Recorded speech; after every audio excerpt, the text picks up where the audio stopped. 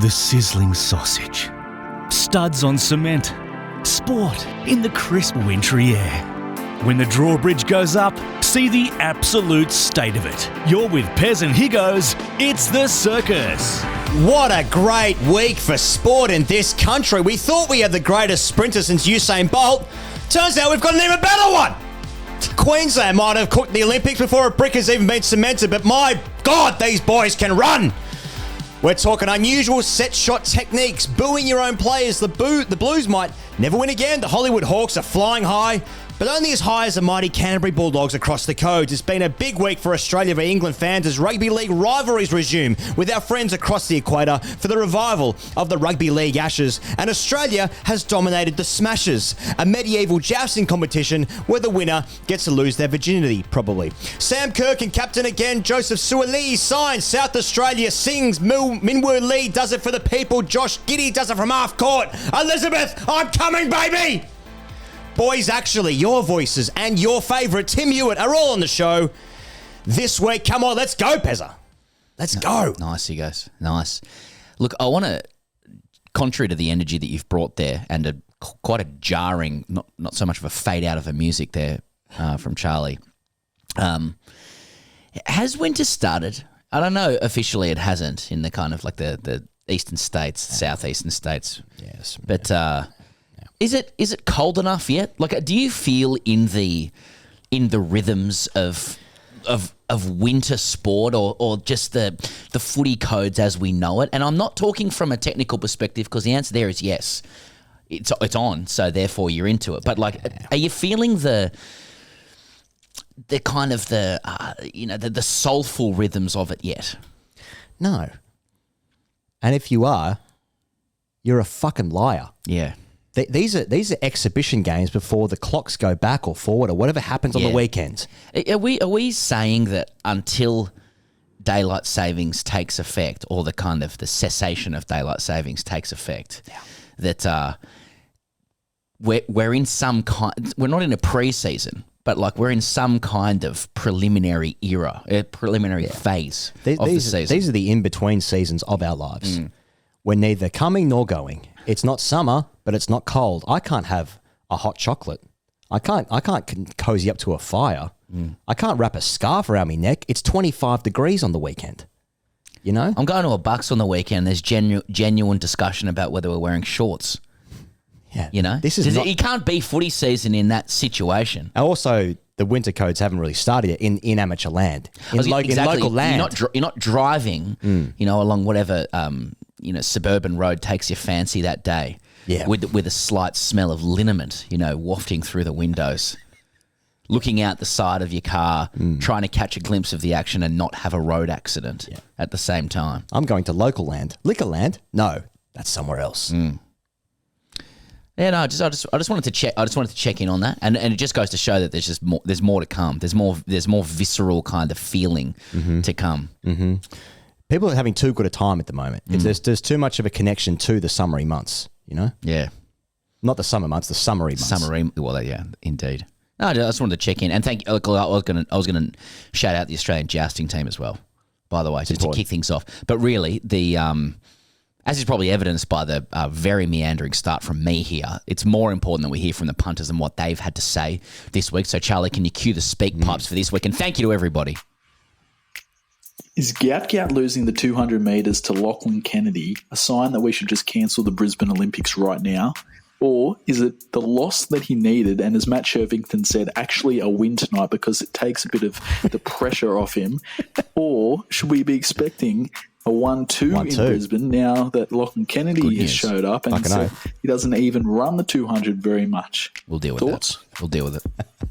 Boys, are we there yet on Giddey? I know last week the salad wasn't quite enough to forgive past discretions, but half-court, game-winning buzzer beater, I got to be honest, I'm there. Yeah. The Gold Coast Suns are fucking back. Yep. We've never been anywhere, but we're fucking back.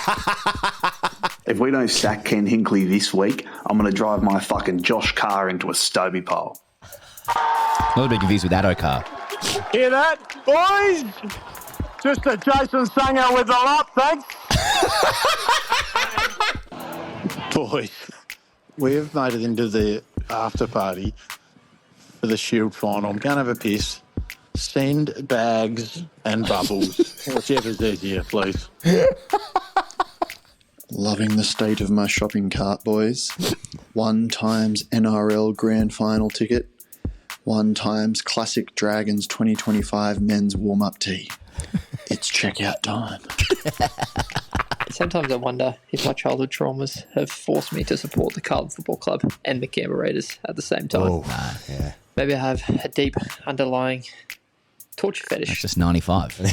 Anyway, up to milk. Minwoo Lee lining up an 8-inch putt to win the PGA Tour like a fat plus 30 handicap at Northbridge is all time. How good is the international football break? Tottenham haven't lost a game in 2 weeks. I haven't worn my shirt for the first time the other day. Come on, you Spurs. Edge ball, baby. Punjab's on fire, higher. I'm glad Charlie got a week's suspension for his careless conduct, which was medium impact into the groin. They've come for Charlie this week. I'm looking forward to this week's Boys Actuallys because he's going to get what he deserves for forgetting the great Wayne Carey from Wagga. Huge. I didn't just become a slag. I became a total slag. That is the sentiment from the punters this week. Here goes. It's a big week. Big week. Big Yeah, week. not just footy codes as well. I got on athletics. You know, there's some tennis news as well we're going to pick up on as well. Australia's got a defection from Russia. Yeah, that's can't be openly gay there. So Australia result. So that's unrelated. You were just reporting on just some different news there. No, that was literally what she said. Anyway. Well, in better news, the Bulldogs are 4 from 4, Pezza. Okay, they're rocking in Belmore at the moment. It is rocking in Belmore. Don't worry about that. First time since 1993. 4 from 4. First time since 1993. The first win at Shark Park since 2011. They've got the Knights of Homebush, which I still call Stadium Australia, by the way. And I still call Australia. There's a lot, mate. Do we need to There's a lot going on with stadiums these days. Like the way we approach stadiums is kind of, it's like the master chefization of Australia. Like we care about fucking the endless fixing up of our dwellings. Just like new stadium, 30 years, a whole bunch of jobs for people. You could put a liquor paint on a lot of this stuff, but it's just like, no, why don't we just build the economy and get a whole bunch of new stadiums? Anyway, sorry, you've really that's really got me going there. Anyway, the Bulldogs are playing the Knights at Accor Stadium at Homebush. Yeah, you can't. So you can't stadiums go through so many partnership arrangements. You don't remember what they're fucking called. I mean, I call Newcastle Stadium Marathon. Yeah, right. They're back from '93. That's it. The Dragons won their first game of the season against the Storm. That's a turn up for the books. But it's the Panthers. 1 win from 4. The most alarming, perhaps, being thumped by the Bunnies. Down 28-0 at halftime. That's the biggest halftime deficit they've had in 7 years. We hypothesised was the end of a dynasty, forming with Braith and Astor we were discussing. And now, no Cleary, no Edwards. I think Nathan Cleary's back this weekend, but trouble are brewing. Trouble at the foot of the mountains. Yeah. Are there problems at the foot of the mountains? You know what I mean? Like they've won the comp 4 years in a row. Yeah. Like it's bound to happen, isn't it? It's literally how the NRL is organised. It's a wonder that they've lasted so long. They've continued to be shorn of their good players. They've continued to win competitions, and now they've been shorn of these players. And now Cleary and Edwards were not available. Oh, mate, what's going on? Is there trouble afoot? Are they off Cleary? Are they off Ivan Cleary? People present the information like the thing that's happening right now is the final answer. Yeah. Different to the final solution. That was a different thing entirely. But what we're talking about here is so they've won 4 in a row in the era where that should be impossible. Yeah. That actually should be impossible to happen. But then they struggle so far this season. It's see, I knew that was shit. Trouble afoot at the foot of the mountains. It's as simple as that. Did you note? I just noted, with everything, everything's coming up doggies now, which is obviously it's a Phil Gould masterclass, without a doubt. I mean, he's come in and fixed up that club. It's basically Panthers 2s. Well, most clubs are Panthers 2s, aren't they these days? Right. Yeah. Serraldo in there, obviously Stephen Crichton, skippering, etc. But I noticed this week there's one of the big contractual issues in rugby league, or contractual kind of watch this spaces is young Tigers tyro Lockie Galvin. Right, he's largely understood by very good judges to be the next big thing. He's got a hell of a lot of maturity for a 19-year-old, 20-year-old, whatever the fuck he is. And we're talking bulk bunts here.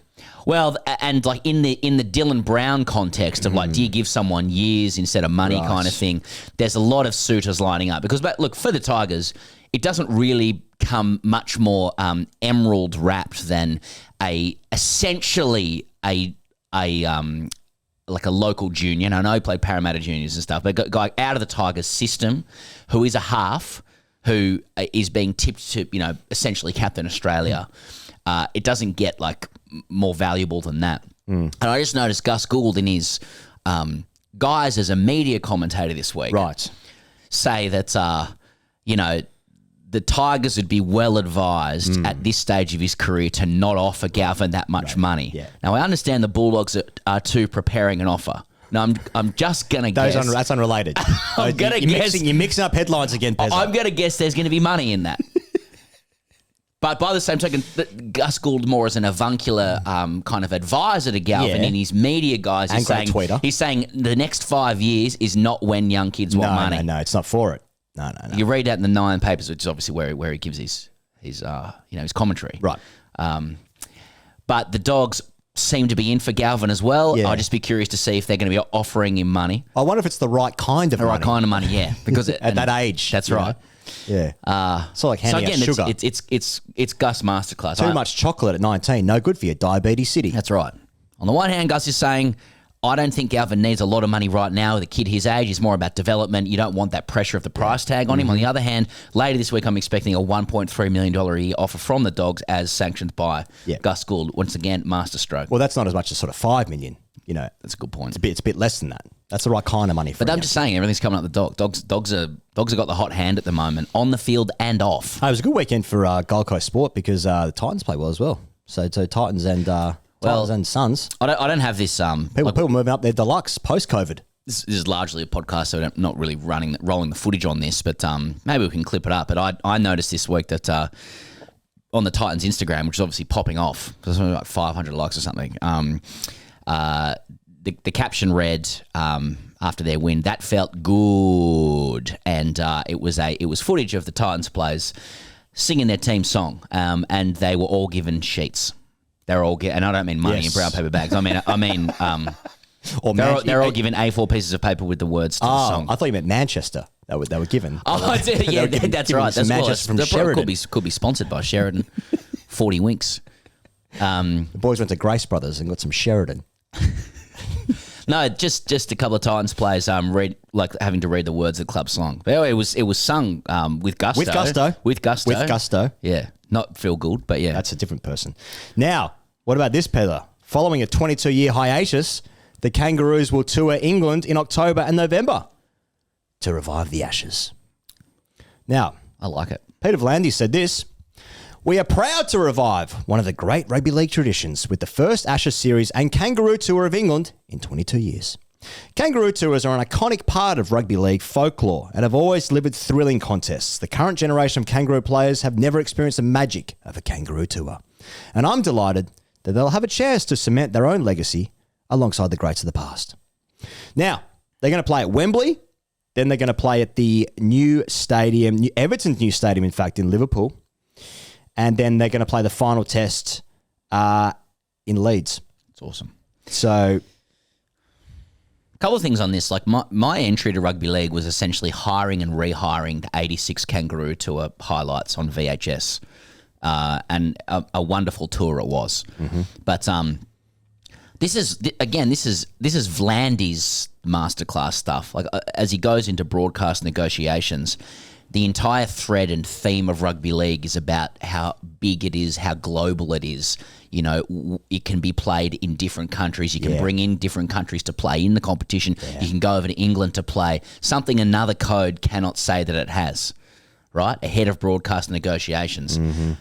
Now, the other thing that is forgotten among this is that, like, people think, well, Australian rugby league, the Kangaroos are well ahead of the English team or whatever they go. It's Great Britain. They make up their own mind on that. But, like, sure. What people forget is that when Australian teams go over there in October, November, they've played a full season and they want to take drugs. As far as I understand, like that you can back that up with evidence. Caffeine, diuretics. These sort of things. That's right. You can be on the tube, it can be in your pocket, whatever. Yeah. Panadol, crush it up, put it into a little bag, go to the casino. That was Wayne Carey. You're over there with Malcolm Meninga. You are circuiting deluxe in the UK, and you're playing a bit of footy on the side, and that brings them back to the pack with the touring size. It does. With the home sides that they play. Yes. I think it's a wonderful idea. And it kind of, again, Vlandy's threading the past with the present. You know? We had some great highlights come through the NRL page with highlights of the sort of late 80s, 90s era Kangaroos tours. You're looking at your Cliffy Lyons, your Eddinghausen the Win, you got your Meningas in there, of course. And there's actually like some of the tries are fucking amazing. Given my how favourite small ever rugby league tries that is from 1990, Australia, England, and it's Cliff Lyons who goes over to win the game. It's honestly my favourite ever rugby league try. Given it's how small the pool is of international games in rugby league, generally speaking, there are actually some amazing tries from that era of those Kangaroo tours. But it's great, like because the English fans turn up. It's like the rugby league fans are proud rugby league fans there as well. They are, and they get to see their team almost knock off drunk Australian teams, who then end up sort of just getting it done in the end. Yeah. That's it, and it's great. I'm here for it. All right, should we talk about the AFL unless there's anything else in league land? Yeah, talk about AFL. There was a complaint actually in boys that that we're not starting with AFL. And it's like, well, sorry for having fucking Bob Murphy in here for 45 minutes as well earlier. Yeah, you know. But you can't satisfy those codes. No, of course. Sorry we didn't start with the jousting, but that is to come. All right. Well, Carlton are 0-3, Pezza. That is the talk of the town. Much more so than the Hollywood Hawks. Playing some good hockball stuff. Great win over GWS at the MCG on Sunday, I think it was. Look, Carlton seem to be losing every first game of the round, either a Thursday or a Friday, and then you sort of forget about it by the time we do this show on a Wednesday. But that is the there is a blue in the office. A bagger that is. There's blues every day. And bust ups every day. But that is the talk, and so and now the question is, will Carlton ever win again? Well, against Collingwood on the weekend, and then they've got West Coast. It's Thursday night, isn't it? Collingwood Carlton, is that right? Why Carlton always playing on Thursday or Friday? It's the highest rating night of footy. Is it really? Yeah. Chris Jones had a 7 Sport. He confirmed that publicly. Okay. So that's when people want to watch. Okay. So they are box office. And I guess, the punters are penciling in Carlton to go 0-4 now. They're playing the Pies. The Pies with a wonderful opportunity to really, sort of joust that sword in. Yeah, it feels nail in coffin sort of gear. Yeah, I mean, teams have come back from that before, but famously the 16 Swans. That's right, before getting done in the final. Yeah. But on the contrary, does that mean that script writing dictates that Carlton bounce back? Yeah, and then they'll win against West Coast, and then they'll have a 2-5 start. And it's like, see, that's not so bad. Can recover from this. 2-3. If they Sorry, go 2 from 5. Yeah. So, but then again, it's Carlton. You know what I mean? And I do think a lot of people would like to see Carlton 0-5 because a lot of the chat around Carlton start of the year, to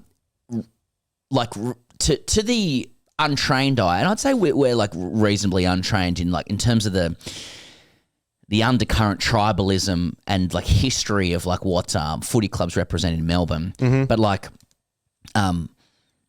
there was a lot of dormant Carlton arrogance bursting through, bubbling up. That's right. And we're talking about earning stripes here as a fan. That's what we're talking about here, right? Yeah. But like Carlton, a powerhouse of the past, Yes. And once the lid was starting to froth and bubble. Yes. Of Carlton looking good, a lot of first draft picks, Brownlow medalists, a team on the up under the venerated Michael Voss.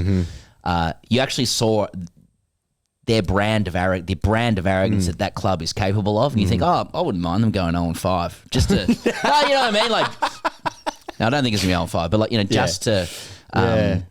just to execute a bit of Australian tall poppy. That's right, yeah. Sort of Coleman medalist sort of gear, Brownlow gear, but the team hadn't quite done it. And then it's like, because a lot of these guys that's like sort of young fans of Carlton, young being sort of in their 20s and 30s, have never seen like the great successes, right? And so, but they still feel it in the DNA. They still feel it in the they DNA. And so people, the rest of the footballing nation is just like, just settle down there. Just settle down with your team doing well. Out of like, if you believe that like sporting teams, irrespective of like what they achieve in generations, they do contain a DNA like that bubbles up. Do you think part of people's keenness to see Carlton down is that like they strike me as I can remember Carlton being good, right? I'm 40 this year, but like, do you think part of people wanting to keep them down is that it's because when Carlton are good, when they're a powerhouse, they're a foot on throat powerhouse.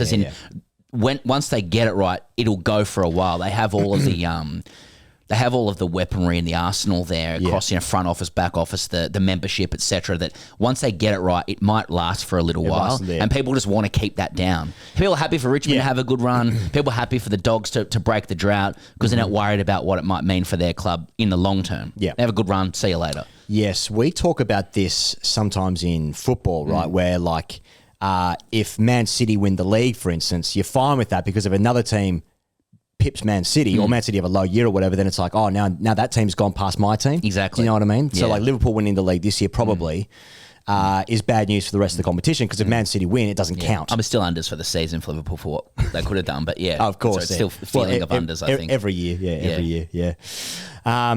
Anyway, the Hawks are good, and they are probably the team to beat at the moment in round 4. In round was it 4? Or was it 5? I can't remember. The round 0, the opening round situation. It's fucked me.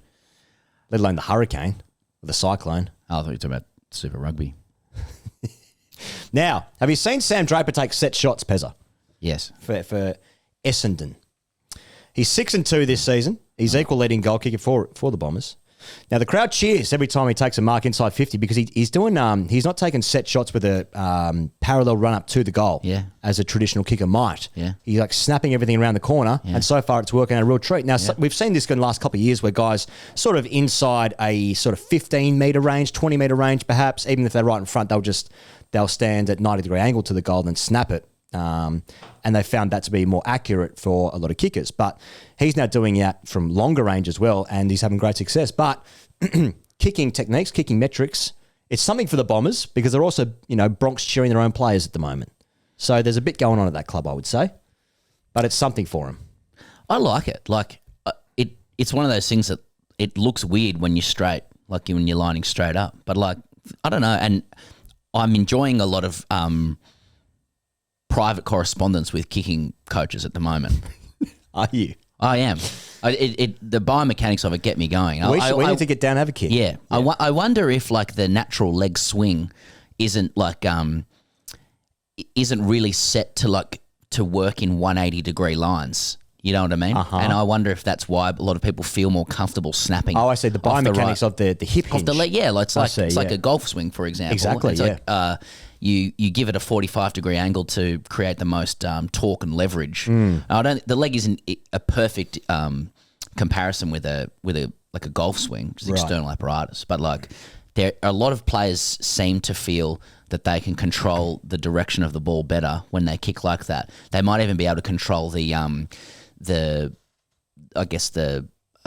not the parabola of the ball, but like the swing of the ball as it comes through. I don't know. There is something, if like gun to my head, had to kick a goal from in front. I'm not sure how I found myself in this situation, but here we are. Round the corner style. I'll have to repay some debts, and now I've got to kick this goal to save my life. I'm probably more likely to kick it if I was snapping it from 90 degrees as opposed to straight on. In rugby league, like for about 80 years, goal kicking was done as a toe poke, right? Because it was concluded that like if everything runs in a corridor of wet paint straight line, you're more likely to kick it straight. Yes. Until Grant Fox in Rugby Union pioneered the round the corner style kicking. Actually, I think there was a couple of Englishmen before that, but we don't have to worry about that. Grant Fox brought it to Rugby Union, and like it just seemed like a more natural swing to come slightly around the corner. I just wonder if there's something in that for like what's happening with Aussie rules as well. So in golf, who was it? Was it Sam Snead? One of the greats of the game, right? He used to putt like how would I describe this? in the same way if he was playing croquet. Yes. Okay. So he would stand behind the putter face and he would like propel the ball forward like that. Yeah, like what can go wrong? Yeah. Kind of thing. And then it was outlawed in golf. Ah, so now they have interesting. to stand side on. Just because it looked wet. Yeah, because it was yuck. Yeah, it's fucking yuck. Fucks this, Sam. It's a fucks now, this someone law. can boys actually on that because it might not have been Samson, but it was someone in the legacy of the game. Yeah, all right. Well, hey, what about Harley Reid, Pezza? And what about the West Coast fans? So hilarious. First and foremost, Harley Reid signed for Puma for 6 more years. That is good news all round. That is foremost. That is foremost. I think. I know there's like reams of articles in The Age about just the business of AFL and like the who's the top brands and stuff like that. Yep. That's one enormous difference with rugby league. There's a fixation on like the brands of players, like their marketability, their reach, their agents. Well, because obviously there's a great and fascinating story about Michael Jordan nearly signing with Reebok, which was Converse. Converse, Reebok were around at the time. They were the big ones. And then Nike, who were lesser so. I think it was Adidas was the main one, actually. Anyway, I've got all that wrong. It's one of them. Yeah, yeah. I think it was Hocker. Feeler, I think. Yeah. Yeah, Jordan and his Solomons. Anyway, that story of like how it came to pass that he signed with Nike, then obviously created this $1 billion empire, etc. And we love those stories, don't we? An athlete being financially rewarded, really stuck with you. Yeah, and now I feel like Puma as a brand, it's just slightly lower tier, isn't it? But I mean, like Virat Kohli's with Puma, and he's the most famous athlete in the world. I tell you, it was a great boot. I like the Puma King. Now there's a football boot. Yeah, now there's a iconic. football boot. Yeah, it had a moment. Yeah. Brand power rankings. They do go up and down. They certainly and do. they reinvent themselves. You know what I mean? Champion. You know, for like Champion kind of was like and is Feeler as well. Like they've gone through their Shav era, then they've gone away, then they've Lonsdale. come back, and then like the heavy t-shirts kind of become more of a hipster preserve, and it's a cosplay of a Shav, but more you can walk up like Smith Street and Collingwood with it. It's right. Look, I don't keep up. You know what I mean? I wear the wrong socks and everything. Like I don't know. I'm just observing from afar. I see what you're saying about Puma. Wouldn't mind some thoughts on boys actually, or just any correspondence on brand power rankings, where they've been, where they are now. I feel like Puma needs to go through a retro stage. It needs to come back. I think, because at the moment it's sort of in no man's land. Anyway, they've signed Harley Reid for 6 more years, which is great for him and great for the brand. Now, they in solidarity with Harley Reid, of course, he was fined $1,000 last week and was given a please explain by the AFL after giving the finger to a crowd member in Brisbane who was offering them a packet of tissues. Hardcore stuff all round, wins for everyone there. And Puma released a campaign saying, we've got your back 6 more years, and then 2 hands, one with 5 and the other one with a middle finger, of course, equating to 6. Brilliant stuff. And then the West Coast fans gave the middle finger at the 9-minute mark on the weekend, as instigated by, I believe, Hamish Brayshaw from a podcast. I think it's called Cinch Footy. I'm not across all AFL media in podcast land, but I think he was the one who Is this the instigated. Hamish Brayshaw? Yeah, I think so. Who's engaged to Annie Knight, or is that a different Brayshaw? No, a different Brayshaw. Okay, different Brayshaw. There's a few of them. Okay. So anyway, that's AFL. Anything else in AFL, Lampezza? Yeah. The AFL's responded to calls to open the Marvel roof more. Why? Well, there's been calls. Okay. Who are they calling? Well, as far as I understand, the front desk at Marvel. As far as I understand, it's been getting a bit hot. And I know the other day, commentator, former Pie, blue bagger as well, Daisy Thomas, said, let's be honest, it was uncomfortable for players, it's uncomfortable for coaches, it's uncomfortable fans in the stands that are side by side, he said on Channel 7. Fellow commentator Matthew Richardson declared it's about 50 degrees in here as he removed his jacket during the post-match coverage from the Bulldogs change rooms. Do you know why, Pezza? It's not winter yet. But the league is adamant that consistency is key, and the league has made very clear it's one rule for all. The roof is closed for all night games. Sometimes I'll open it during the day, but it's a league decision rather than a stadium move. That's what, and they've been very clear about that. They've gone on Jared Waitley and everything. The roof's going to remain closed now. Playing stuff under the roof at Marvel is essentially the dream of any other sport that suffers from the elements. But the AFL is just saying, even if it's a lovely night, and you could open the roof and just people could sort of be in comfort, it must remain closed. It feels very much like your dad not letting you have the air conditioning on the summer. You know? Oh, yeah, that actually is going to wind me up. Not my dad, to be clear. It's 50 degrees. Can we put a fan on? Have you seen the cost of electricity at the moment? Yeah, that's right. You know? Yeah, that person who doesn't let the aircon be on, even though you've placed it in your house for the exact for this exact scenario. Yeah. Their parent lived through the Depression or something, and the only way to regulate temperature is to close doors or open doors in the house. Yeah. That's it. Let's say no more. Maybe leave the fridge door open for a couple of extra seconds. Let's spend $13,000 on air conditioning not to use it for out of some kind of psychologically triggering thing from the Depression. It's a beautiful night. Can we open the marble roof? Shut up. Shut up. My dad was on the... You don't know what we went through. Exactly. Maybe that is the issue. Maybe that's why they don't do it. But I've got a feeling that... like they're like, oh, it's getting too hot. Like they're not going to have that problem once it's winter in Melbourne. They're not going to have the problem of heat. Ever since I moved to Melbourne, now people that are from here will have more of a history of Docklands, generally speaking. But like, I can't figure out. Well, no one can figure out what it is, right? Because the government have spent a lot of money in trying to get people down there, make it a thing, and it's just not a thing. Like that stadium down there, like it's so close to the city, yet it's like it feels like it's fucking miles away. Like it feels like it's so disconnected from Southern Cross Station, even though it's a walk from there. And there's nothing happening down there. There's no sun goes down there. There's I don't know, there's huge high-rise apartments and stuff, but there's no life down there. It's just a black hole. It's a little brother to the MCG. For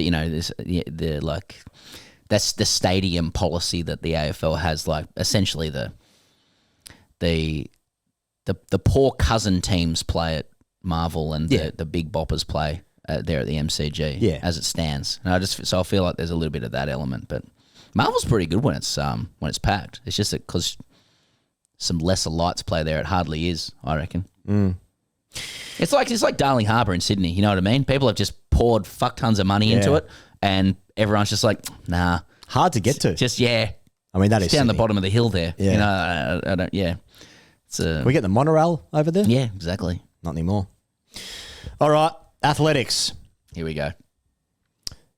The Maury Plant meet in Melbourne. Just down the road, Pezza. Mm-hmm. It's the one we've waited for every year, doesn't it? The MP meet. Now, Gout ran second to fellow Queenslander Lachlan Kennedy in the 200.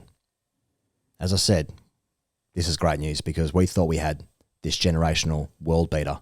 And it turns out he's only the second fastest in the country. Lachie Kennedy got it done. And he doesn't even like running the 200. He's more of a 60-metre guy. Yes. Didn't know that was an event. But how fucking good are we going? You think that's good? I'm concerned. I mean, I think this is a bit of a pulse check on the nation following this result from Gout. Okay. Well, no, I mean it's glass half full stuff. You're going to live a better life than me for thinking that way. But I mean, there's a lot of stuff around. I've got a arrhythmia. I got to like it's all well and good to be like, wow, like Gout's going to beat Noah Lyles shortly. Yep. But he's losing to Lachie Kennedy. Ergo, Lachie Kennedy's the best runner in the world. Why aren't we talking about the times that are being recorded here? I know they're running into a slight win, but like Gout 20.3. Mm-hmm. I'm not out of bed for that. No, you're not. Me, you're not out of bed for that. That's just a regulation meet. You know, do we need and how old is this kid? 17, 16? 17 now. You know, do we need to be concerned that this is his first run in like a kind of an adult meet? It's in front of a big crowd. Yeah. Jason Richardson, friend of us, friend of the show, friend of the Sunday Footy Feast. Well, hosts it actually. Yeah. He was I don't know how many people know that he was a sprinter, par excellence. Par excellence. Noting that this meet went like the 1.21 million people watched it on TV on Seven. They knew Lachie was going to go low. It was the third ranking show on free-to-air TV on Saturday night after 7 News and 9 News. And Dancing with the Stars. So, and yeah, they're calling it the race that stopped the nation. I thought there was another race, but it evidently did. just can't come up with names. Just call it the same thing. Yeah, I was saying nut to the cup. Yeah, the Maury Plant Cup. It evidently did 1.21. So Gout's racing in front of a big audience. Yeah, 20.3. Now, how do you feel about the caveats that it was his first time running against adults? So he's used to being out in front. I want him to step racing up. Against himself. It's the first time he's run in front of other people. Well, he's a notoriously slow starter, isn't he? I mean, he should be used to that. Don't we want our 17-year-old to rise up to that situation? Shouldn't he be running 19.5s in that? Here is another problem that I've discovered, Pezza, now that I'm an athletics expert. Mm-hmm. So, what's the chap's name? Leslie Kiss. Is it? Could be the Wallabies Tobogo? coach. Leslie Tobogo? Is that his name? Boys, actually, let's go. It. Fuck. He beat Noah Lyles in the 200. Mm-hmm. Noah Lyles obviously had COVID. Trinidad That's what he and said. they call him. Go on. He's from Botswana, I think. Damn it. Anyway, that's good. Like it's good general knowledge, but you're gonna be like a vowel off. Yeah. No, Smith. That was it. Anyway, I think he was running in this meet as well. He ran in the 400. Anyway, he was the one. You got it there. Let Sile Tobogo, but maybe they say Leslie. Okay. No, I'm going to go with what you've read on the screen and not my brain. And he's from Botswana. That's pretty good. That's okay. It's not 10 out of 10. It's not 10 out of 10. But jack of all trades, master of none, or know a little about everything and everything about a little. You know what I'm saying? Anyway, so he beat, and he's only 21, right? He's only 20. Oh, how old is he? Is he 21? 21. So, we're getting there. yeah. Anyway, that's it. Yeah. No. So he beat Noah Lyles. So he's also in he's going to be in some prime years, right? We're coming into the next couple of Olympics. Yeah. He's going to be in great form. So he's a guy to beat. Yeah, right. There's also don't be sleeping on Tobogo. Don't be sleeping on Tobogo from Botswana. He's only 21. We always do this with the Olympics, don't we? We pump up our own. Yeah. Without any care of anyone around the world. And then when the Olympics come, we're like, other countries have athletes too. Okay, that's interesting. Now, when Gout came second in the World Championships, he came second in the World Championships because he didn't win and come second. Yeah. He came second. So there's another guy out there who's quick, okay? Yeah. And now he runs a race. Yeah. We're seeing blots on the copybook everywhere. Exactly. Not to mention Gout's dad saying it's gwat. Now, this, and I just want to continue this. Trouble in paradise. He's lost the dressing room. Vis-a-vis the nomenclature. Lost the dressing room. Lots of us can relate, I suppose. Just give him the hairdry treatment, but he's lost the dressing room. Sitting with a therapist, talking about your relationship with your father. I lost the dressing room there. What do you mean? No, he's not running for his dad anymore. Well, my understanding is, because we've looked into this a little bit. We have looked into it. That his father says his name is Gwat. There was a spelling error when they came over, and he's not named after Gout. But yes, but Gout himself, and I use that advisedly, has said, no, I am Gout. Yeah. That's what people call me. That's my name, and I'd like it to remain Gout. So, in the contest between Gout and his father, I'm going with the kid, and what he would like his name to be. Yeah. But you do wonder sometimes whether Gout, in the same way that Labuschagne does this, says, listen, call me Gout because I just don't want to cause people trouble. And he says it with a big exhale. Yeah, just call me Labuschagne because I know it fucks people off to have to say my name the way it was intended to be said. Right. Right. But if that is Gout's wish, owing to Australian laziness, then let that be his wish. Now, isn't this a touching moment for Lachlan Kennedy, who will now get to have that photo of him beating Gout in his house 100%. when he's working at his job in KPMG in a few years as a consultant? Yeah, it's because I don't know. No one gives a fuck about Kennedy. I don't know Kennedy's background, but I presume, like Rowan Browning, it's just blue blood. It's scholarships at 10 paces, Yeah, that's right. Can he play in the wing for the Reds? Yeah, exactly. That's good. Speaking of the Reds and rugby union, generally speaking, and scholarships being declined. Well, I think you should pick this up, Pezza. Oh, thank you. Well, enormous news out of rugby union, and people might think we're about to talk about the British and Irish Lions. Phil Waugh's, comments through the week about it. Rocky Elson, where is he? Like the criminal issues vis-a-vis Rocky Elson. We haven't found him yet. We're talking about Super Rugby. Yeah. And the Waratahs going down 57-12. Yeah, but that can happen. and Suoliti's return. But I do want to pick up on Suoliti. Now, we've been combing Australia for the information about what Shoot Shield team is Suoliti playing for, right? And it's an important symbolic moment, right? Would Suoliti pursue the scholarships of Sydney Uni? Would he pursue the riches of the Eastern the East Beasts? Manly, Randwick, the heralded team that is. No. Joseph Suoliti's announced that he is returning to his junior team of Eastwood. Wow. For the Shoot Shield. TG Milner. Here we come. TG Milner Field, which I think they're redoing, or they've copped a pretty penny Eastwood. I think it's a Merivale joint now. That would make sense.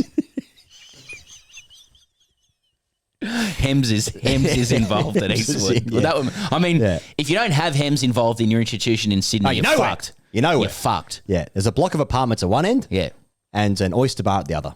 That's the problem with the West Tigers. They've got that dilapidated leagues club at Balmain on Victoria Road. When's Hems getting involved? It's got to go. It's a crack den at the moment. When is this becoming a Merivale establishment? I'm big confused with Meriton. So huge graphics out of Eastwood Rugby. We're proud to announce that Joseph has aligned with Eastwood as his Shoot Shield club, and it does say, welcome back, Wallaby number 988. So Suoliti is representing. He's taking it back to the roots. That's we huge. Like that. We like That's that. huge. Yeah. I wouldn't, rugby doesn't need another player from, and look, Eastwood's not, well out west or anything like that. But no. For the purposes of Rugby Union, Eastwood may as well be Mount Druitt. Yeah, I think to a lot of people, right? He's representing. His junior club. It's good to see. We did get a message in from Mark who said, Eastwood for Sue. Do you mind talking about the different shoot clubs and what they signify? I'm from Brisbane, but do enjoy watching the Shield. The Shield. So that's how ensconced you can get in Rugby Union, where it's like, where the Shoot Shield is called the Shield, not the Sheffield Shield, which we will come to. We will talk about the Sheffield Shield in a second, but the commentator, when Jason Sanger hit the winning runs, I thought he said they've done it. They've won the Shoot Shield. You're saying Sheffield Shield. I was like, fucking hell, how good are the Sackers? Guerrilla marketing. How good are the Sackers going? They've won the Shoot Shield. Phil Wars put a plant in. I must have misheard. I couldn't hear the audio, to be honest. But anyway, it was okay. I was having audio issues. Oh, I see. Anyway, good news for rugby fans. So Suoliti to Eastwood. He came back for the Waratahs this week. They lost 57-12. So I might just wait for the Wallabies to start. Phil Wars also clarified that Israel Folau is a non-starter for the Anzac game, owing just to eligibility issues. Yeah. And I think there was form issues there as well. But yeah. But he did say he was available. So to that end, I don't think I actually am available that weekend. I don't think I wanted to see him insofar as if he just turned up and completely torched everybody. I'd have been like, oh well, that was.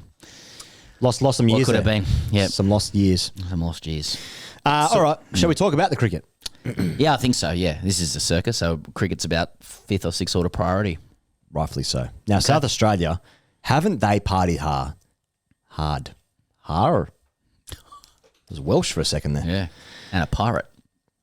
So they won the Sheffield Shield at Karen Rolton Oval. Wild scenes. The fans stormed the field. A big turnout at Rundle Mall as well. Of course. In there at Adelaide. Good to see. Good to see the people getting behind them. A great game of cricket. They bowled Queensland out for 95, and they got about a couple of hundred in front. Then Queensland batted brilliantly in the third innings, and they chased about 270 or something in the final innings. It was a record chase. Was it really? Yeah. And they did it off their dicks. Hundreds for Jason Sanger, who said it saved his career. South Australia saved his career. 100 for Alex Carey, who's done so much for the Sackers. Just a great man, generally speaking. And has Jake Lehman 100 first innings. Yeah, that's right. Yeah, a couple of hundred for Queensland as well. Wildermuth and who bats? Not Thoreau, not Marnus. Who's the lefty? Clayton. Trying to think of the ball. Didn't Doggett take 11 for? Doggett took 11. Yeah, a couple of performances. A couple of guys stepped up. That's good. Anyway, has a state got behind the Sheffield Shield more than South Australia? I'm not saying these kind of scenes actually since the 96 Adelaide storming of the field when they saved the game against Western Australia there. By the way, I looked at that scorecard the other day. The guys playing in the 96 Sheffield Shield final are unbelievable. Gilchrist hit 189 not out. Damien Martin playing, Langer, Julian, Joe Angel, Darren Lehman, Greg Blewett, Peter McIntyre. Like, it was just blokes naming players. Oh, it was just that team was unbelievable. Anyway, but you don't see this for the Big Bash, do you? You know, a celebration at Rundle Mall. The Big Bash, you actually don't see it in any cricket anywhere, including when Australia won the World Cup anymore. That's right. Would any other state be able to conjure that kind of passion? So people might say, well, they would if they had such a long time between drinks. I disagree. I think if New South Wales went 30 years without the Sheffield Shield, you would not see people storming Silverwater Jail or the ground next to it. Right. For New South Wales breaking its duck. No. I don't think you'd see it for any other. The biggest one was Queensland in the mid-90s under AB. Yes. But and Jimmy Marr, etc. And you could name players there. But like, that's because they hadn't won it in 90 years or something. But like, since then they've won it a couple of times. You're not storming AB Field, you know, and they're not storming it at Perth. There might have been some celebrations in Tassie, you know, but South Australia really it just gets around its Shield side. There was a lot of chat about it needing to be should have been at the Adelaide Oval. I wonder whether part of that proposal was that they finish the game on a Thursday with enough time for the Crows to play. Got it. Would they have had the same number of people there on a Thursday to storm the field, etc., had the same circumstances taken place in the game? You know, was the fact that that the denouement of the game, the crescendo, was on a Saturday afternoon, did that allow for those wild scenes? Yeah, somewhat probably, yeah. in a smaller ground. So was that good? I think it was good. Yeah. I liked Ryan Harris's comments about Jason Sanger. Who was is a kind of prodigy. In New South Wales cricket, lost his way a little bit. Now he's come back. He's scored bulk runs, second leading run scorer in the Shield, I think, after these runs. And Ryan Harris, successful coach, it's your first year doing it. Said on Sanger, he didn't obviously walk straight into the team at the start. He had to work hard. So we're talking about old school values here. And I liked. I don't know if you saw Dale Staines' comment. But he tweeted, he said, South Australia win the Sheffield Shield and the crowd storm the ground. Fuck, that makes me happy. Domestic cricket, crowds storming the field, red ball cricket is alive. Yeah. Now contrast that with Nicholas Purin's comment, Nicky P from LSG in the IPL. Yes, that's the Lucknow Super Giants. The Lucknow Super Giants. His quote this week was, "Never worked on my bat speed. I'm just blessed with incredible talent." Yeah. Just a contrast in values and the full gamut of the emotional ecosystem of cricket. There. And I'll tell you where the money is. Karen Rolton. But what, even just, I don't know if you saw the immediate scenes when they ran onto the field. Someone went for the stump and you could see a security guard going straight after him as well, grabbed his arm as well. Just it was rough, but I liked it, I got to tell you, that looked like one of the great parties. On a Saturday afternoon. I'm not sure if they were selling bulk piss there at the grounds, but I should certainly hope so. But well-oiled. The scenes outside outside the dressing room, even people getting around though a couple of days later at Rundle Mall in Adelaide, that's it's weird. I don't like it. When sport moves you to gather in public to continue celebrating, that's when you know it means something. Exactly. You've got South Australia there, and then you also had Newcastle fans after winning the Carabao Cup. And then I saw a couple of Newcastle United influencers pumping up that they were going to also do a celebration via Visit Saudi. Perfect. And how hot that would be. I read something on The Athletic during the week where when Philadelphia, when one of their teams win something, they the police grease the poles. They grease the light poles so people don't climb up them when they do parades and stuff. I'm not sure they did that in Rundle Mall, but yeah. Good news for Australian cricket fans because Cameron Green is back 6 months on from spinal surgery. He's flying to England for a stint. He's playing at Gloucestershire, but he can't bowl until the Ashes. So that'll be interesting times when they pick the World Test Championship final team in June and how that all manifests. But if he can't bowl, you'd think that depends how he's hitting him in the nets, I suppose, or for Gloucestershire indeed. But he did miss out in the Ashes over there. He was replaced by Mitch Marsh, but that was owing to injury, was it not? Yeah, and Mitch Marsh then scored 100. Has Cameron Green ever been left out of an Australian side when he's been available? once he's come in. Green played the first 2 Test matches in the Ashes. That's what I'm saying. And then he got Lords. injured. Then Mitch Marsh scored 100 ahead. That's of right. him. Yeah. So Green was notionally available. He was available, but Marsh took his spot, I suppose. Mm-hmm. So there's that answer. But yeah, I mean, there's going to be consternation over Constas. Constas just got a Cricket Australia contract. Yeah. You know, McSweeney didn't. Mm-hmm. People are interpreting that as an indication that they're going to persist with him as the incumbent opener. He wasn't dropped for Sri Lanka. He was left out because they've structured the team differently on different decks. You know, do they persist with Constas? I think there's, I wouldn't say rumblings, but there's, I think there's a sense that more maturity is required in his game to be a longer term prospect in the national side. But the World Test Championship final is essentially a one-off game, and you could argue that Constas played very well in his first one-off game as well. I can see it being packaged up, though. He's never played in England, never played against the Duke ball. But he's going over there. It's not announced yet, but they seem to indicate, and everyone else seems to be saying that he's looking for a game in England. Maybe Middlesex for which, who plays at Lords. Play at Lords, yeah. Interesting. Okay.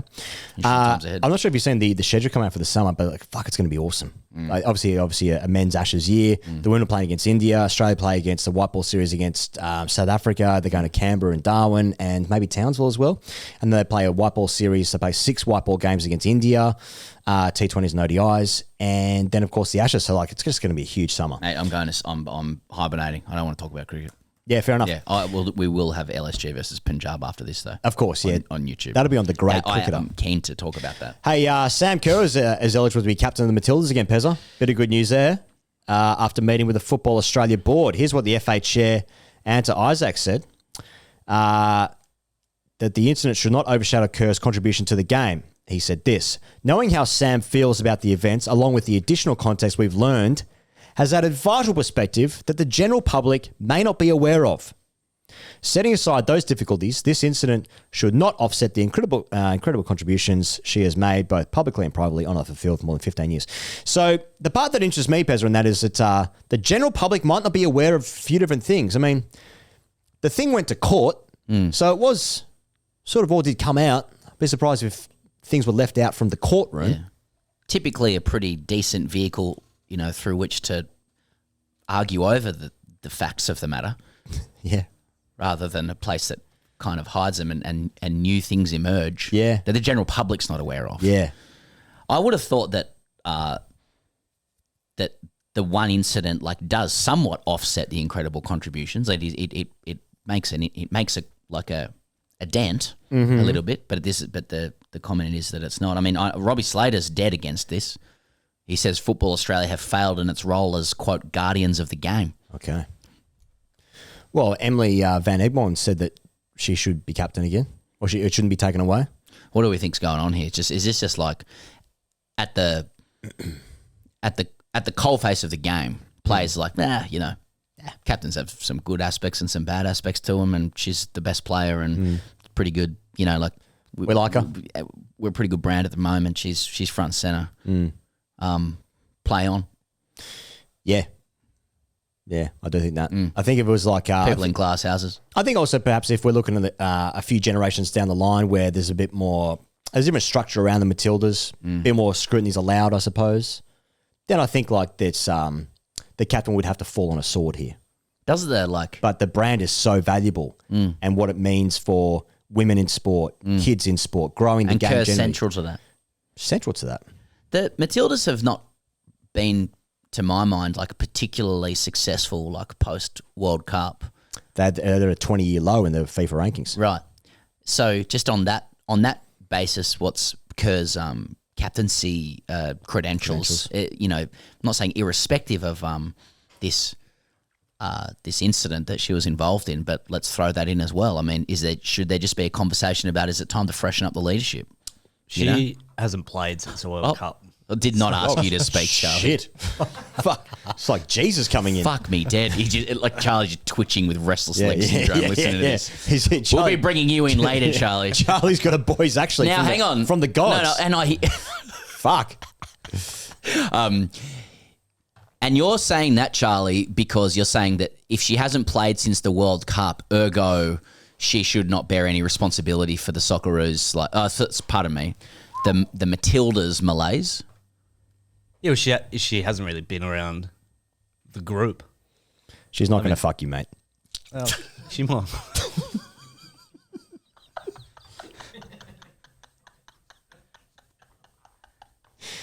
What do you just stand up for Sam Kerr for? What about the cab drivers? He's got to clean up his cab. She was sick in the back of it. Charlie, are you Team Sam? Yeah, I think let her do what she wants. Fucking hell. That goal against England. That was to be fair. That goes a long way. It's just There's some credit there. It's not, you know, I don't know if it passes like an Aristotle morality test, but it does have capital.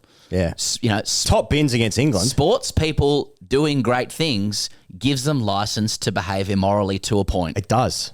It really does. It just does. And that's not right. Well, but it is. If it makes you feel something and you can actually see the transgression that might have happened off the field, but you've seen top bins. Yeah. We all draw the line in different places, right? That's right. You know? That's why a lot of people wanted Mason Greenwood back at United. Fuck me. No, we're talking about a line that's being drawn. Yeah, right. Yeah, no, it's not my line. Now, Josh Giddey.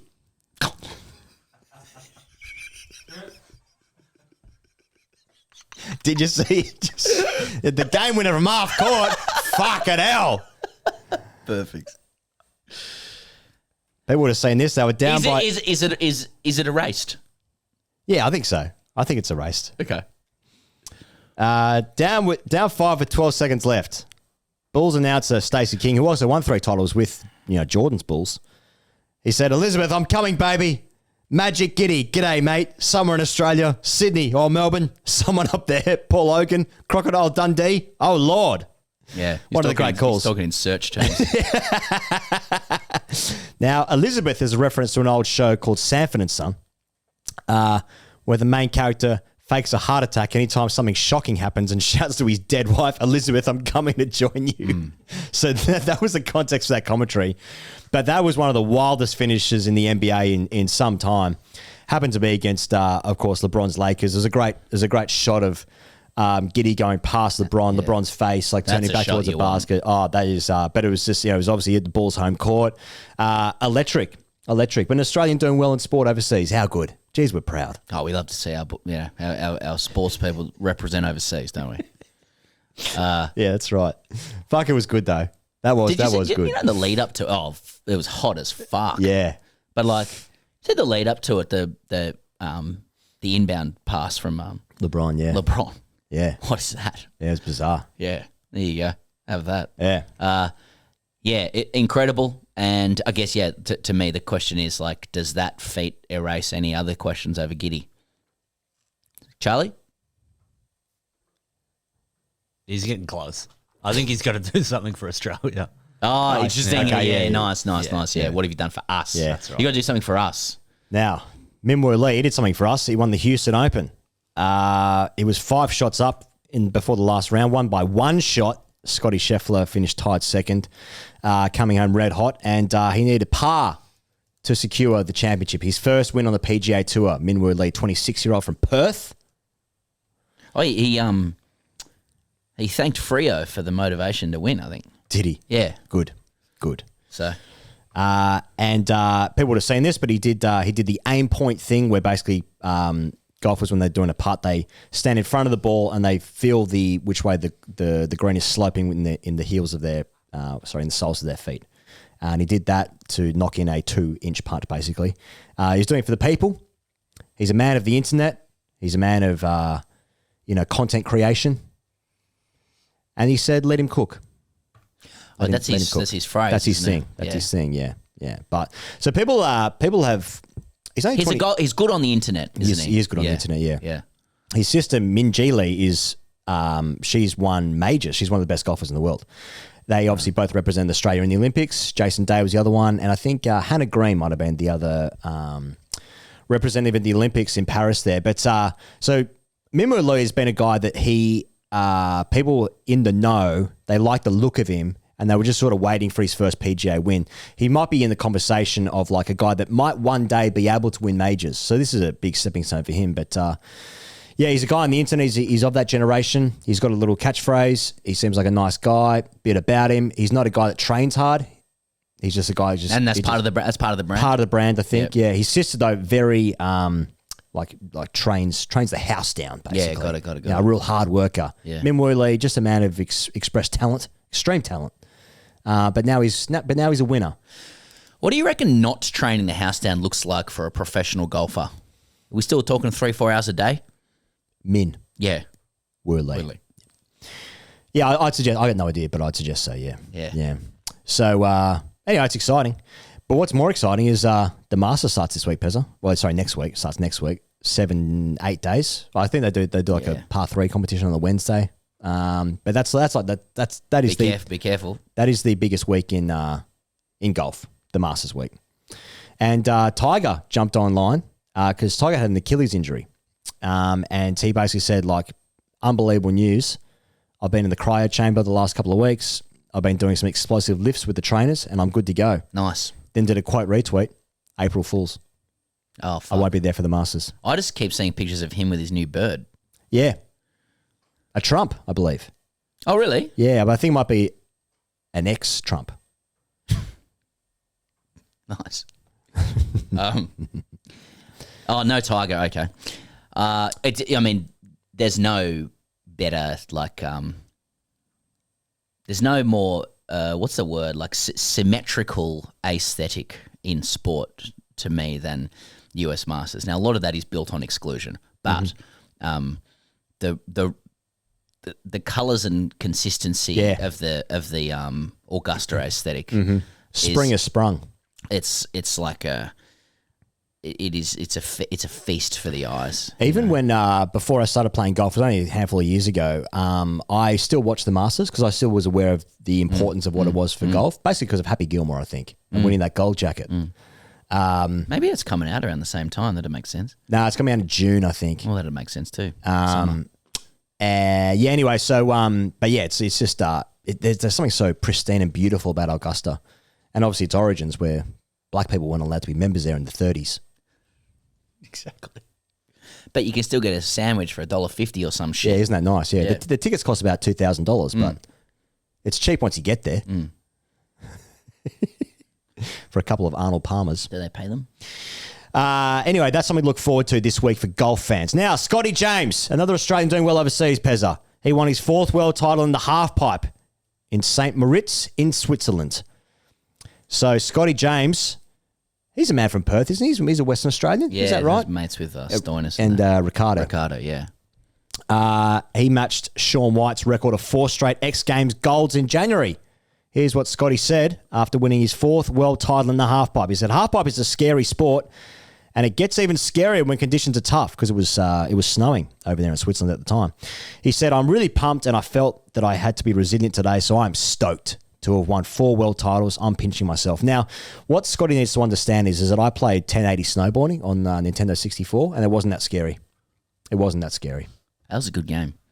I remember that game. But haven't people died on the halfpipe? People have like serious injuries on that. Like it's actually terrifying. I'd imagine so. But when you're watching, you're just like, oh, I could probably do that. Really? Yeah. Oh, yeah. That's, yeah. Just quickly jumping in on tennis. So it's Daria Katsakina, who's switched tennis allegiance to Australia. Okay. She's world number 12, so she'll be Australia's number 1 ranked singles player. Okay. And I've always supported her. Yes, yeah, I know you have.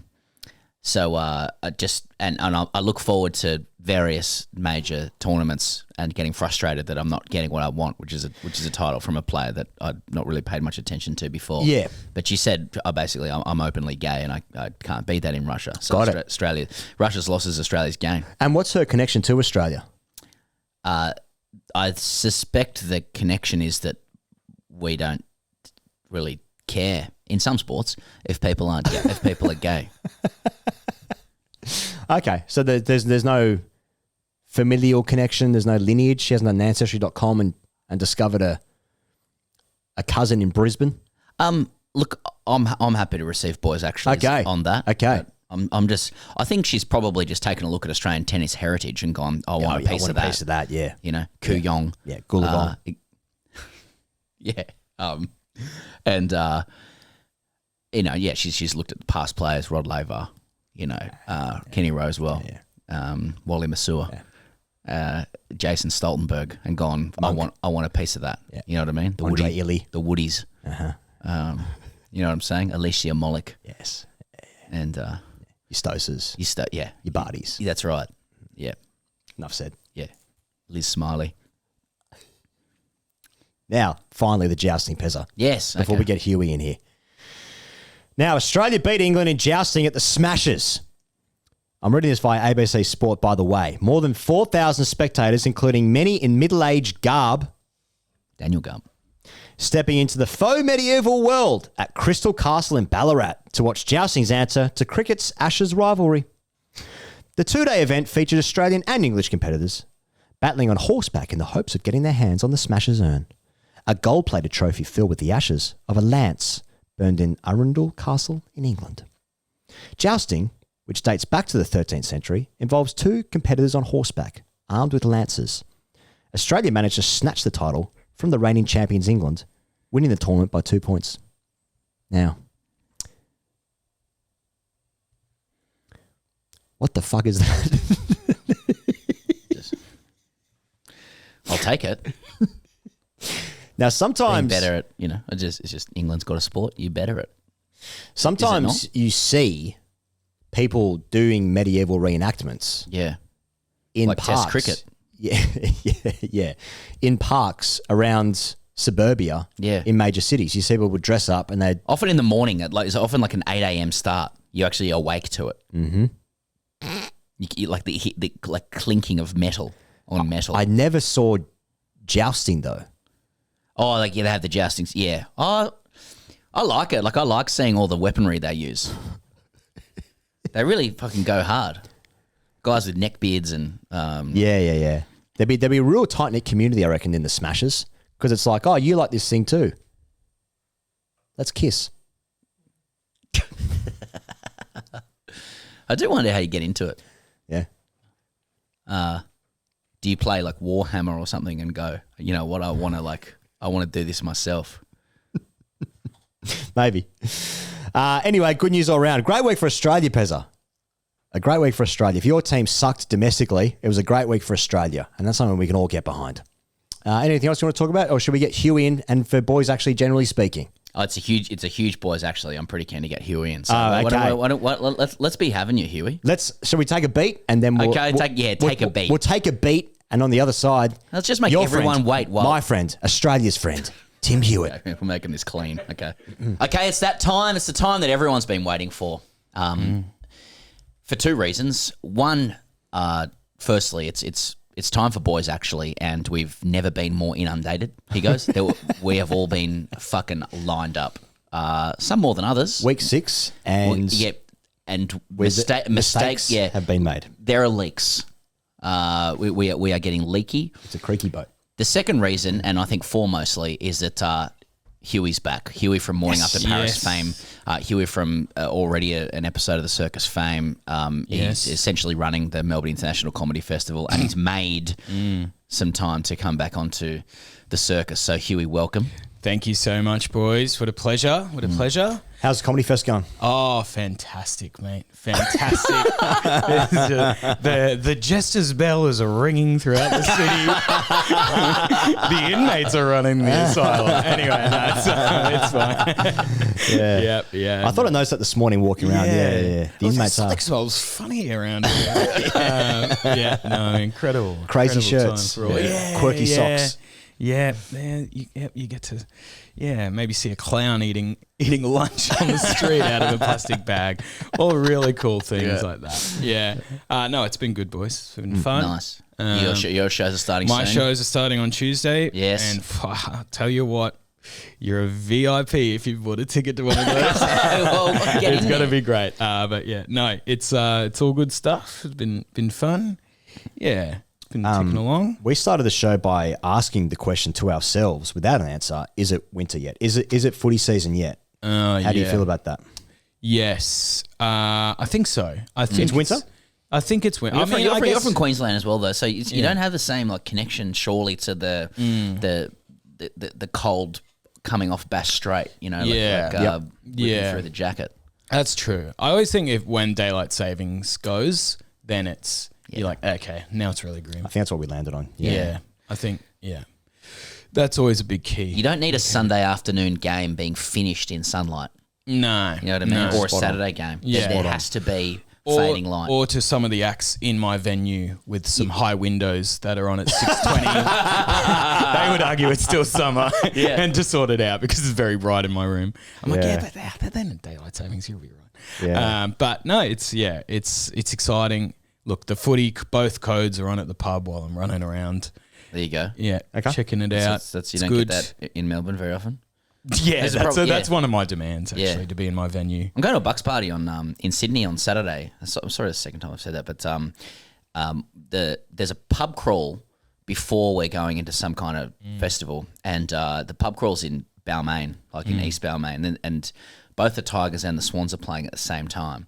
And there's a concern that the pub in Balmain will not be showing the rugby league; they'll be showing the Swans. Yeah, such as the changing demographics. Wow. Look, I don't think it's going to come to that, but this is the front. You know, there's a lot of front Sydney dealing with, and the Shield. And that also brings up a really exciting thing, which is trying to ask the bartender to change a channel. No one knows how to do it. It's like Never splitting easy. the atom sometimes. Yeah. Oh, fuck. Okay, mate. Okay, well, you've got deal or no deal on now. I'll leave it on, actually. Yeah. Any vibe checks on anything, Huey, here? Like, we'll talk about mascots, mate. Is there anything you're spotting? quickly, just sort of I'm sure you've covered it all, but there has been some good mascot stuff since I've been on. Yep. I've really sort of been enjoying that because I sort of have an affinity to the humble mascot. Mm-hmm. You know, in my early days of doing money in the glorious art scene, I was once a toothbrush at Thomastown Shopping Centre. That'd be a good logo for a sports team. Yeah, they should. And probably the worst mascot experience I had for one day. I was Nova Boy. The famous Nova FM little guy. What's Nova Boy? Well, for Nova, the radio station, I wore like a big head, like their little red logo, and I wore a little red tracksuit, and I knew I was in trouble for not keeping the job when the girl, when I put the suit on, and she goes, he's maybe too buff for Nova Boy, which was a very, very clear thing that I was too fat to be in the suit. And then I had to be down at Amy Park there on Gulsh's paddock, and they had like a soccer game, and I was playing with all these kids, and they're making me like dance to Hotline Bling, and the kids very quickly just turned it into trying to boot the ball at me. And I remember one little, school shooter energy kid just looked at me and goes, school shooter energy. And he just looked at me and goes, I know there's a man in there. And so that was just me sort of explaining why I get why Reg the rabbit. My ex-girlfriend said the same thing to me once. In a very condescending way. Nice. Yeah. Nice. Yeah. She was wrong. Well, that's good. She At was least she wrong. believed in you. Yeah. It'd be worse if she wasn't sure. Yeah. I know there's a man in there. Show me the man, big boy. I mean, there's been some good mascot stuff. I did. I mean, you can't be 81 in the suit. I mean, give him his gold watch and let him go. Yeah, true. How long has he got to be the rabbit? Maybe that's what it was about. Maybe he's trying to get out of there. He's looking for a shepherd. Honestly, I will throttle a kid. Yeah, it must be. I mean, because 80-year-olds, they already don't know what's going on with kids, let alone. Yeah. You know, he just heard skibbity riz, whatever, one too many times. Snap. I mean, I've loved that mascot. The Parramatta Eels mascots this year are very creepy. They're like humanoid eels. Yeah, an eel's tough, I suppose. An eel is tough. Yeah. Eel is tough. Yeah, I mean, and that I just sort of sense that like those eels ones, there's a few, you are sort of seeing like a bit of a furification of some of the mascots. Like one of the Dolphins mascots, the lady one, she's got like big eyelashes. Interesting. And not to go back to my original spot about Sid Mealy and Oz, we can't be getting these mascots too sexy. Sexy mascot. It's confusing them. Damn It's confusing. It's confusing everyone. But yeah, and then finally, very quickly, just that a Rumman, the Devils mascot. Yeah, I liked. I sort of, when I saw it, I was like, "There's very when when they come and like touring theatre groups put on plays at schools and they're like, what? And all the kids have to be like, what the fuck is this? And then I read it, I was like, oh, it literally was that. Yeah. It was, but I liked it. It's like if Bell Shakespeare came up with a mascot kind of thing. It was performing arts stuff. Yeah. Yeah, exactly. Had a real Rugrats vibe to it. Yeah. That's good, actually. Yeah. So, yeah, that's sort of what's been catching my eye so far, nice. Boys. But, will you join us for corrections from the audience and the themes that exist? I'm a little nervous the way you've set this up about the. I mean, I already know I've made. Be. Okay, good. Yeah. Okay, the first one's from Thomas, and it's called F1 Butchery. Dear boys, got very excited during the most recent ep at the mention of some F1 chat. That was until my ticks were set off by Higo's butchering his explanation of how F1 works. What you actually need to know is there are no points awarded for pole positions or fastest laps. There are 6 sprint races during the 24-race season, and points are awarded 8 points for first down to 1 point for 8th. There are also separate qualifying for the sprints and main race. Also worth pointing out that Oscar Piastri is the next big thing in F1 with the best car and best skills making him favourite to win the Drivers' Championship this season, so best to jump on the bandwagon early and make it sound like you have a Scooby-Doo about who he is when he wins. He also talks about the Great Barrier Thief, which is a reference to Dyson Daniels, not Josh Giddey. That's dealt with later. We'll deal with that.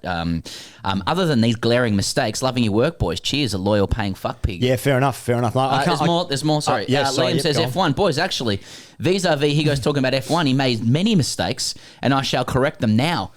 What you've got to understand is in F1, there are only 6 sprint races this year in China, Miami, Belgium, Texas, Brazil, and Qatar. No, people who place from first to 8th get point, blah, blah, blah. Higgos did also say that you get points for fastest lap, but, and this is in capitals, this is wrong.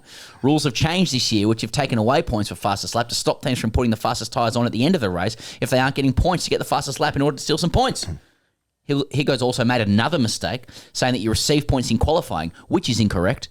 Also, in regards to talking about F1 chat, I'm all for you guys only slightly acknowledging it when Aussies win. Zach just wrote in saying the title, F1 sprint races and shit. Boys, actually no points awarded for pole or fastest laps in the F1 as of this year. Sprint races, not at all. Circuits trying to T20 F1s for new fans. Yeah, well, in my defence... Ooh, issuing a defence straight up? I don't give a fuck. Wow. No. In my defence, you used to get points for... Is that a defence? Well, like last year. Last year, I thought that was still a thing. I was not aware of the change of rules. That last year, you got a point for fastest lap. Points for fastest lap. Now you do not. So starting with a defence before an acknowledgement of error? Oh, yeah. Yeah. Yeah. I think that's fair. F1s? Huey, you knew that probably. Oh, yeah. What is going on with F1 fans? It's a broad church, you know. Yeah. There's some of the comedians that are into it's like they thems with like crazy haircuts that are all right across the F1. And you're like, fuck, what's doing? Is it the Netflix thing or something? And now everyone's an expert on F1 or something. Maybe, yeah. It does feel like. I mean, that show has like catapulted into some sort of not maybe mainstream-ish. Maybe pretty mainstream. Yeah. It must be like once you get into it, you're fucking into it. Yeah. I found out a bit with the Tour de France. I watched that when like Cadell Evans was good. Watched it. Also had some time in my life where you could watch it at night because nothing was doing the next day. And then you actually get into the cycling, the pelotons, your polka dots, etc. And you're like, oh, this is actually really fascinating. So maybe it's like that. Maybe it's like when you understand a sport, you actually can like it.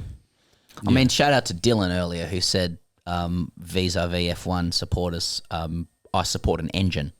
Yeah. I mean, I do think there's a bit going on. Yeah. I often get in fights at the pub when people are like, can we put the F1 on over the rugby league? I'm like, look, Have a look out there. There's fucking cars. Have a look at that if you want. But no, good. God bless all the. God bless them. God bless them. And sorry for the mistakes. Yeah. I got it wrong. I'm dumb. Well taken. All right. Okay. Nathan writes in entitled Slob Wizard. Last episode during the Josh Giddey circle jerk, Pez was outraged at the thought of him being referred to as the Great Barrier Thief and not the Slob Wizard. The GBT is Dyson Daniels, the young Aussie plying his trade in Atlanta, who is leading the league in steals with 3.1 per game, ahead of second place SGA on 1.8 per game. Quite a remarkable gap, being 172% of second place's stat. Even Sir Donald Bradman, heard of him, only has an average of 159% of second place. Is the Great Barrier Thief to stealing basketballs what the Don is to scoring runs? He's never done it on an uncovered shit tip in rural England, but regardless, yes, he is.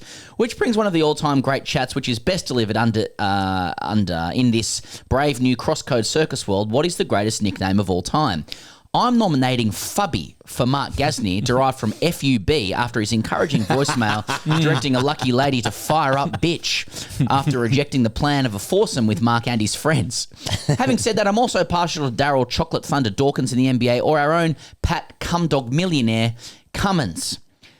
Side note, Circus Stage Tour when is TJC at the Tivoli was an all-timer. Love your work. So there's a couple more Slob Wizard corrections for me as well, so I'll get to my response there. But yeah, nicknames, fire up, bitch, Fubby.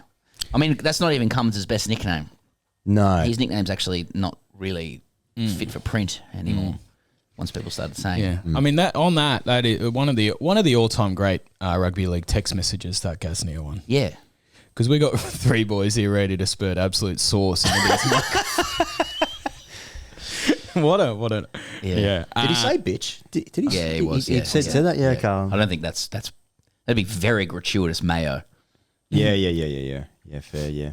I suppose just generally speaking about the boys, actually, because there's obviously a litany this week of mistakes that we've made, and like to be fair to the listener and the viewer, there is nothing more annoying when you know something more than the people that are talking and presenting it to the world, and they are wrong. It's really irritating. Absolutely, which is why they've been given a segment, you know. But also the sweet satisfaction of slam dunking on someone. Oh, there's a mistake. There's nothing worse than a proactive boys actually that has been delivered inaccurately, incorrectly. Do you know how long Rogan's show would go for if he had boys actually? Great Barrier Thief is a pretty good nickname. That's pretty good. Yeah, it's nice. Yeah. I like that. Unusually good for an American, even knowing what the Great Barrier Reef is. Yeah. Great Barrier Thief. Okay. So Joe writes in. He's titled his minor corrections. Oh, okay. A couple of tweaks here, boys. Perfect. Already setting me off. The number of emails I've written back to people who fucked theirs up as well. Like, you only have to go into the sent items. Like, I get into it. Hi, person. Here goes brackets Charlie too, and it's a concerningly grammatically correct and sophisticated start. Yeah. Minor corrections. I'd like to preface this correction with the understanding that this new venture will primarily align with a, quote, mile wide, inch deep principle. Semicolon. However, a couple of extra inches is always favourable. Oh my God, I fucking hate this country. With this in mind, I'd like to draw your attention to two, and he's in bolded two, comments that raised my eyebrows as somewhat of a italics drive to survive persuasion. One, here goes. I think you'll find that prior to the 2025 season, F1 have in fact removed the 1 point allocation for fastest lap. This change is fairly minor. However, F1 is a sport of fine margins, therefore it is worth disclosing. That's what they keep saying on DTS anyway. Two, Pez. You may be surprised to learn that the Great Barrier Thief is indeed Dyson Daniels, a fellow Australian in the NBA. Dyson is well known for his prowess as a defender, leads the league in steals, whereas Slob Wizard is recognised more as an offensive threat to the opposition and or college students. I hope this has been read in a genuine tone from the perspective of someone who wishes only to aid you on your journey of becoming more well-rounded in your coverage of sports beyond cricket. Also, any danger of starting with AFL, no one gives a fuck what Vlandis is up to. With gratitude. Dad. Joe, that's Joe. I mean, well, that is beautifully read. That is what a cunt that guy is. Yeah, well, you know, he's got us there. Well, Adam says, so this is from Adam. Imagine my horror. I, a long-time consumer of Peasant Higos, brackets, and Dave Early Doors content, finally plucked up the gumption to proffer a tidbit in the hopes of eliciting a brief nasal exhalation from my two best friends. And what happened? My questions were misunderstood. Firstly, apologies for the poor construction of said questions. The way you read them made sense, but the second question should have been written as below. To follow in Giddey's footsteps, does Dyson Daniels, aka the Great Barrier Thief, need to lift his salad game to launch beyond the Australian basketball following coterie into the broader Australian sporting psyche? Secondly, apologies for the, I'm guessing, inundation of boys actually is correcting you and me for referring to Giddey as DD's moniker. Thirdly, the Great Barrier Reef thief is not to be confused with climate change, which is, in a way, thieving the Great Barrier Reef from us by way of coral blanching. Regards, some coat. P.S. Love you. Feel free to exonerate or pillory me. Now, look, I'm sorry for the error in comprehension, right? But I do think so. That's what I'm sorry for. That's a limited apology from me. Of course, yeah. And evidence and amplified by the fact that Adam, who I've just read out here, the author of it, has accepted responsibility for poor construction of the sentence. So I'm not considering myself done there, neck and crop. Why is this whole show now is about who said what wrong? Yeah. I think corrections. And how it was presented. Patrick writes in, his is titled JFK. Boys, actually, I can see why you're a bit confused having a look from the, quote, 4th floor of Dealey Plaza, given the action happened on the 6th floor. It's a nice change from the Great Barrier. Yeah, and the museum, called the 6th Floor Museum, is on the 6th floor. Fully retract this, boys, actually, if you guys are in the know for some Jack Ruby witness tampering or multiple gunman shit not in the Warren report. Yeah. So that's hands up for me. That's full and, unequivocal apology. No, but we were in the gift shop looking out. Tim writes in, Lynx Africa. Boys, actually, Lynx Africa hasn't been discontinued. It's merely getting new packaging. You definitely got my heart rate up, though. The miso soup loves my natural odour, and given she's a Kenyan lady, me telling her the real reason I smell like this, or used to at least, and can't anymore, is because Lynx Africa is discontinued, would be very damaging to my reputation. So she's Kenyan, and so what he smells like home. Is that what he's saying? He goes on. She might well laugh her head off and then tell her entire extended Kenyan family about it, which could be problematic given I'm trying my hardest to suck up to her dad for future proposal reasons. On the other hand, she might see me as some sort of freak who has an unhealthy obsession with Africa and start calling me Toto. I guess if it did all go south, though, I would have time to get back into playing cricket. Silver linings, I guess. Anyway, crisis averted. Tim. Now, that was me reading out that Lynx Africa has been discontinued, and he's saying what you need to understand is it hasn't been discontinued. Now, that's true. However, Lynx has issued a statement. While Lynx initially teased the discontinuation of its iconic Lynx Africa deodorant, they later clarified that it's not been discontinued, but rather experiencing a design change and that Lynx Africa is here to stay. So, did either of you ever get the Lynx Africa Christmas package? Like it came like in a box. Yeah. What did it come with? So that's an auntie special. Yes, yeah. It would come with like socks. Lynx Africa. It would come with like a Lynx Africa spray can. Yes. A Lynx Africa body wash. So that's when you really want to double up. Yeah. Well, it's like getting branded. It's like being sponsored with your kit. Yeah, and like a loofah, and and you know, as a teenage boy, you'd really go to work with that loofah. And you keep that for about 3 years, and that's really good. And you just smell incredible after. It does feel good when you get the whole package, though. You actually like you're looking through at the shower, and you're like, I'm actually all lined up here in terms of my odors. You know, There's a symmetry to it. Yeah, absolutely. Okay, we're not to Charlie yet, and now we are. Stuart says Wagga Wagga exports. Morning, gents. Not sure this is an actual boys actually, but you mentioned famous exports from Wagga. Nathan Hines, class rugby union player with a great career all over Europe, including 77 Scotland caps and a tour with the Lions in 2009. Cheers, thanks for the insight this Aussie sporting winter. Any updates from the grade winter nets will be appreciated. Best, Stuart from Scotland. Charlie, response. Yeah, okay. It's just someone from Wagga that played for Scotland? Yeah, I don't understand. Well, like what the correction is. I think it's really that you've been quite light on in your knowledge of people from Wagga who've done well in sport. Well, rugby union. Okay. Yep. James says, boys, actually, Mark Taylor was born in Leeton, a mere 90-minute drive from Wagga, although if you've ever had the pleasure of visiting Leeton, you would understand why he is, quote, from Wagga. So with that, I distinctly remember in the 90s when Channel 9 had the cricket rights, they used to show where they were born. Yeah. In like when they're batting graphs and they come out to the middle, it was like average 47, this many tests, this many runs, high score. Then at the bottom, date of birth and where they were born. Yeah. And Slater and Taylor were both Wagga. Well, that was part of the branding. And now we're learning that he was from Leeton. 90 minutes away. Now, Charlie, is 90 minutes just from a rural perspective? Like, is that essentially next door? Like, is that your closest next door neighbour? Is that basically in the town?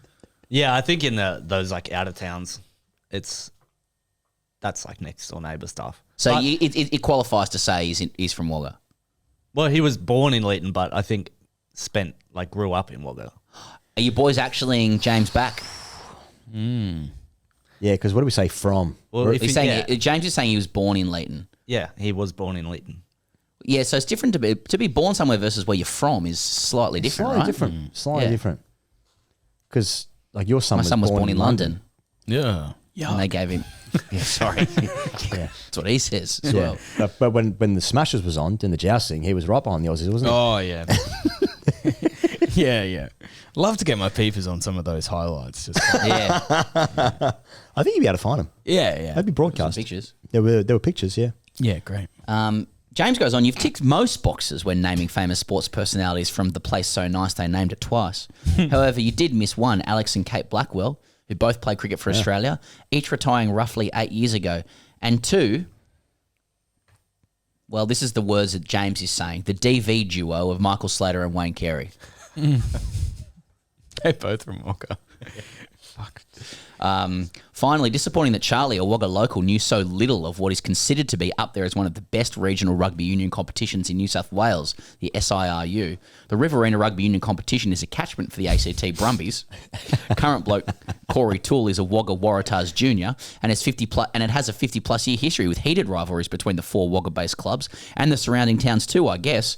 The biggest of them all, though, would have to be between the old teachers, Reddies, and agricultural Aggies colleges, whose rivalry continues to survive these days post-shotgun wedding-esque merger of the aforementioned colleges to create the founding campus of Charles Sturt Uni.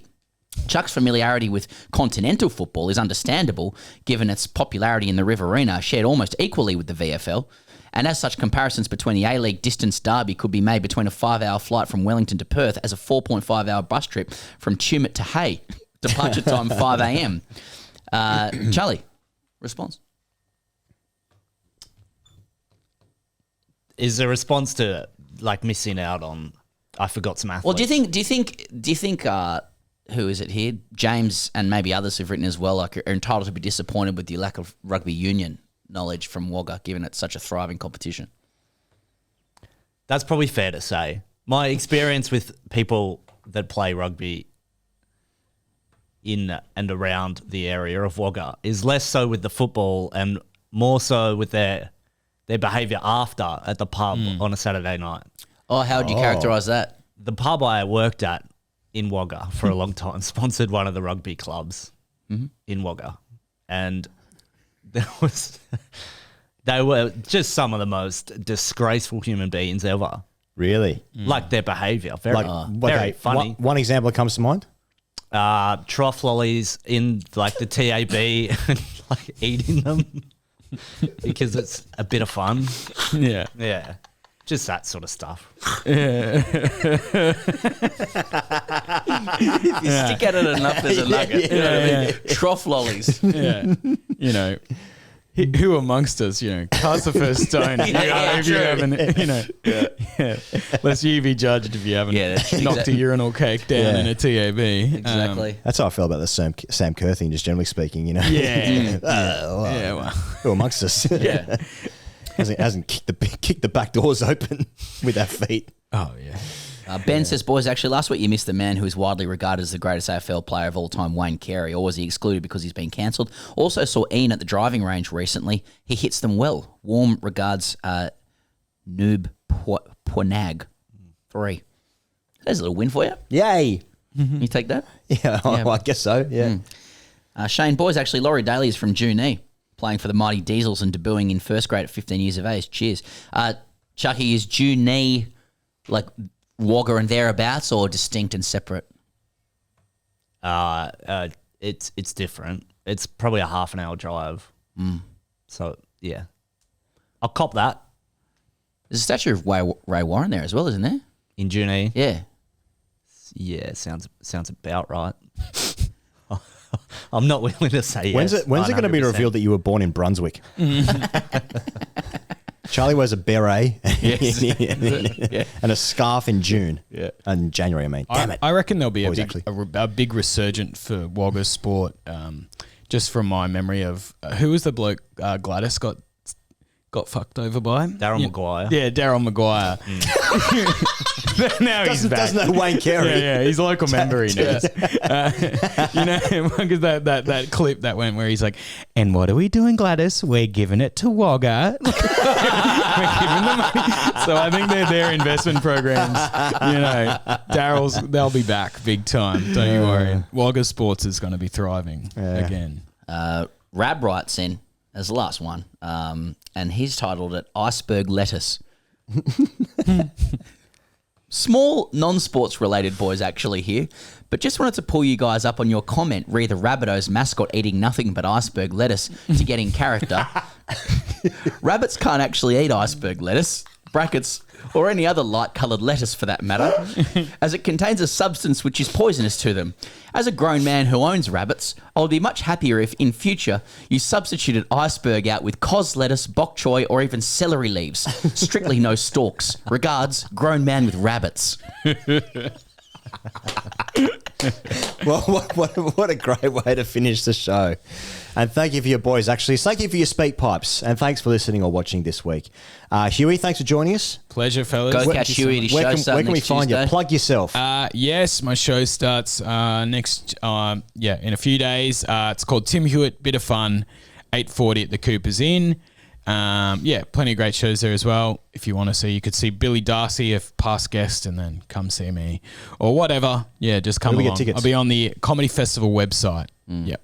Nice just one. put in Tim Hewitt. I should come up, hopefully. With some teething issues with that, but yeah, I think I'm in there. Tom Hewitt. Yeah. We should say next week you're out of here. He goes. Yeah, when are we doing this show? We're gonna. We're gonna do it on Tuesday. We're gonna do it the day before. We'll do it one before. So one more than dance. The big dance. The last dance. And the first dance. And the first dance. That's right. We're actually not doing a first dance. Oh, really? You've scrapped it? Yeah. Yeah. Nice. LJ didn't want to do it. Yeah, okay, but he's saying that, but Higo's actually got a very cool flash mob. Come on out.